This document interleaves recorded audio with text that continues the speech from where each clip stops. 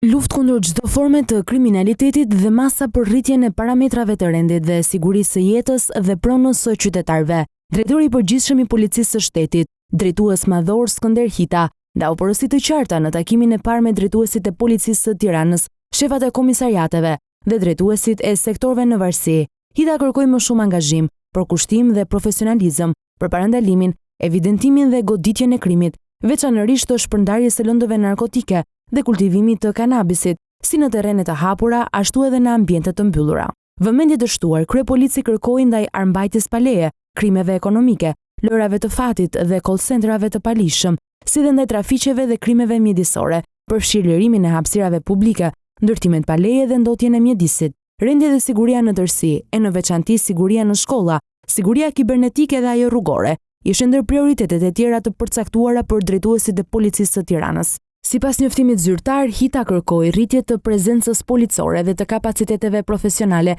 me qëllim parandalimin dhe përmirësimin e mëtejshëm të parametrave të sigurisë në kryeqytet. Ai theksoi gjithashtu rëndësinë e adresimit dhe ndjekjes në dinamik të shqetësimeve dhe denoncimeve të qytetarëve, duke nënvizuar se ligji dhe qytetari janë parësor për policinë e shtetit. Besimi i qytetarëve fitohet me punë dhe sjellje korrekte, citohet të ketë deklaruar drejtori i policisë, ndërsa u kërkoi drejtuesve të jenë sa më pranë punonjësve në terren, t'i mbështesin dhe t'i motivojnë në përmbushjen e detyrave.